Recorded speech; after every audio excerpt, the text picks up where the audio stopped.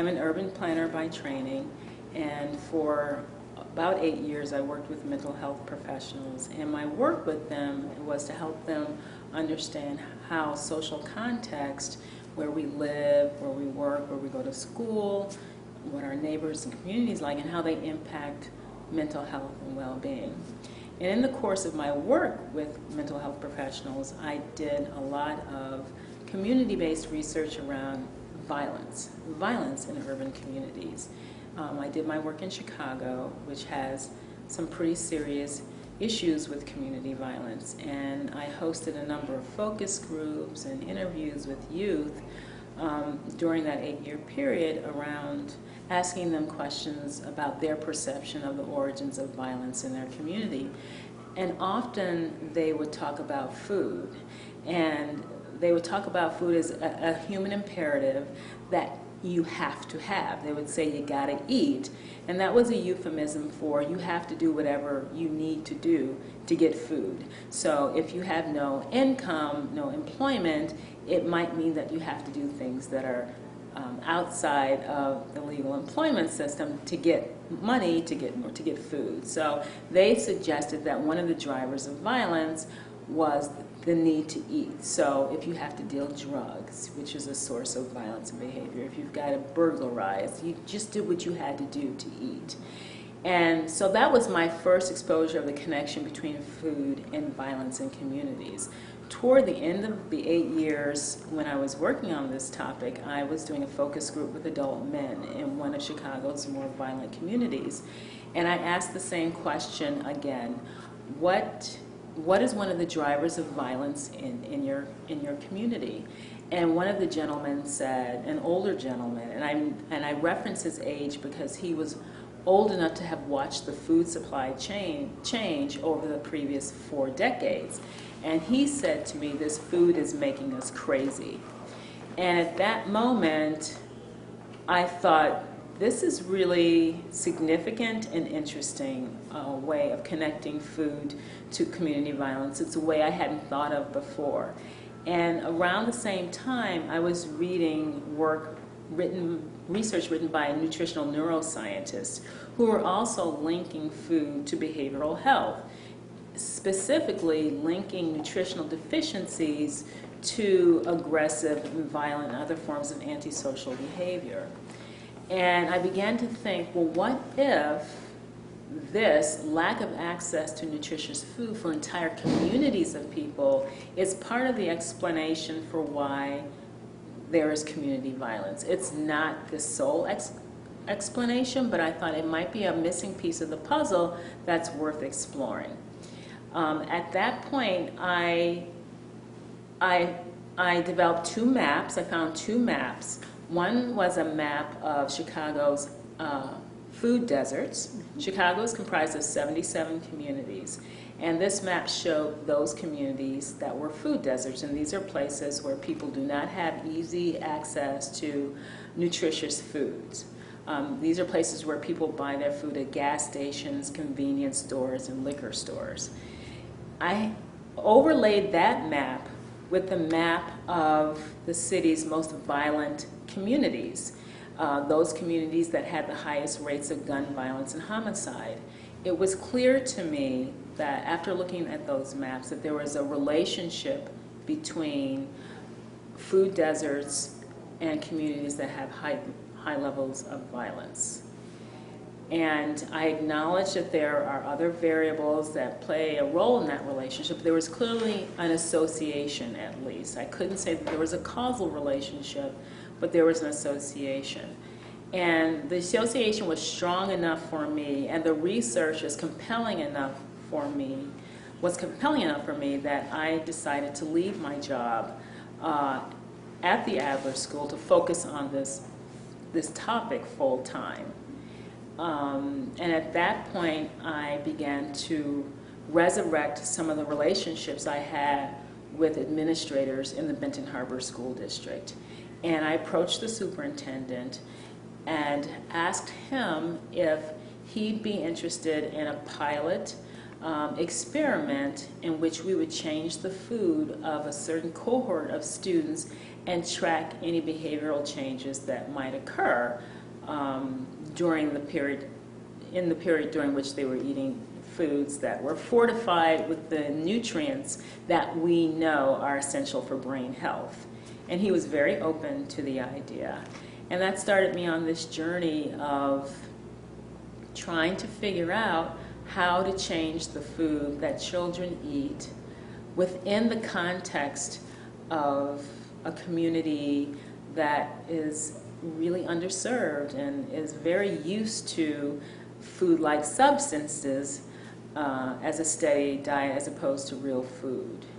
I moved to the St. Joseph and Benton Harbor area in 1995 when my husband was relocated here because of work.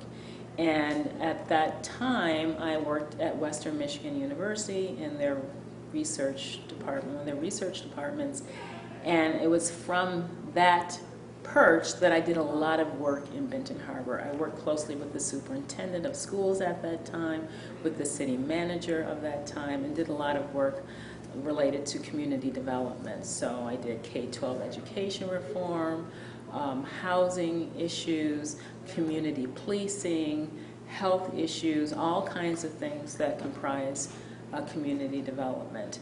So after my tenure at Adler, I came back to this community where my husband still works and resurrected those relationships.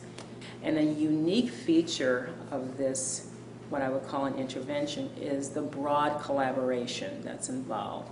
So I can tell you, in order to make this happen, to feed children omega-3 fortified diet, foods with limited preservatives and dyes and other additives, we have donations from a number of vendors of product, of eggs and chickens and condiments from across the country. We engage someone who does supply chain management to help us get product from vendors all over the country to Benton Harbor. We engage nutrition services at the regional hospital system to prepare the food in their kitchens. So there are 3 staff in the regional hospital system that have played a critical role in preparing the foods. We engaged faculty at Andrews University in their Department of Health, Wellness, and Nutrition to develop the menus and the recipes that were consistent with the science on the nutritional neurosciences, but that also adhered to USDA standards and guidelines around school meals. So that was a delicate balancing act that the registered dietitians from Andrews and Lakeland had to navigate in order to create the meals. We had to figure out a way to get the food from the hospital kitchens to the schools, so Southwest Michigan Meals on Wheels picks up the food every day and brings fresh food to the school for the children every day. The name of the hospital system is Lakeland Health System, and they have been very supportive. Their staff volunteers here to help serve the food. Of course, we worked with the Nutritional Neurosciences section of the NIH. Joe Hiblin, who heads that section, was critical in making sure that the menu adhered to science. We knew that the kids were eating in accordance with what the science said was optimal for brain health. It was not difficult to engage others in the cause because I think at some very visceral, fundamental level, people get it. That what we eat impacts not just our physical health, but our brain health. It was also relatively easy to engage people because there are a lot of empathic people in the world who actually care about children who don't have what they should have. And I somehow was able to tap into their empathy and engage essentially a small army of people to do this work. I think our project staff list is 23 people deep, and that does not include the dozen or so volunteers that come here each week to help give out the food. It also doesn't include the school staff, who are strong advocates of this work and help us out with getting consent forms and all of the kind of logistical activities that have to be undertaken to make sure that we adhere to school policies. Every person who has engaged in this, whether they've shared that story with me or not, has a personal story. And that causes them to understand really deeply what this is about. There's a personal story for everybody, and they haven't always shared those stories with me. And so for that reason, I think the uptake on this is going to be, I don't think it's going to be that much of a challenge. I think the biggest challenge is going to be from food companies and those other interests that have a stake in the status quo. I can give you one example of a child who comes to this school. When his mother heard about it last fall, she said, "Sign me up. My child has been diagnosed with depression, bipolar disorder, and anxiety." And no family, extended or nuclear, is immune to some, because the brain is part of the body. And so I think people are looking for something, solutions, and I think people have an intuitive sense there's something wrong with our food system. So I think once people are educated, there are a number of aha moments. I think the resistance will come from those interests that are doing, frankly, very well with the status quo. So what I would love to do as a next step is to engage youth in some of the research around food in their community. I would love to have some of the students who are involved in this to map out food outlets in their community and count how many of them are liquor stores and how many of them are gas stations, so that they become literate on the food environment in their own community and begin to understand that this is not normal and that it's not healthy, and also to arm them not only with the research skills to do this, to kind of collect the data and analyze it, but then begin to advocate on their own behalf for a different kind of food environment in their community. I'd like to involve parents and guardians in that as well. I would like to work myself out of a job.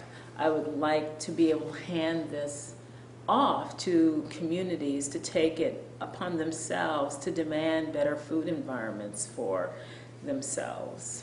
I actually believe that the way change will take place is it's not going to be top down. It's going to be people in communities demanding different kinds of foods in their communities, in the stores that serve their communities. And it'll ultimately be a financial imperative to the retailers and others. They're going to have to respond to a different demand.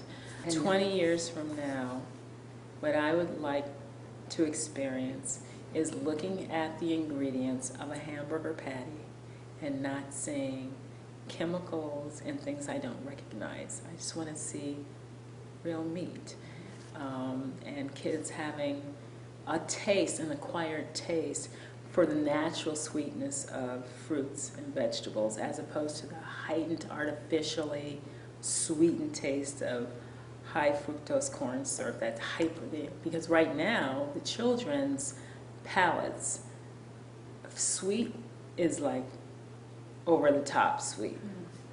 The natural sweetness of a strawberry for them it's tart for them. What I've noticed is that the children are much more comfortable with us. They actually engage with one another and have conversations around meals, kind of like you do at home around your family table, sit down and eat. And they do that in these circular tables that we serve them, and they have conversations.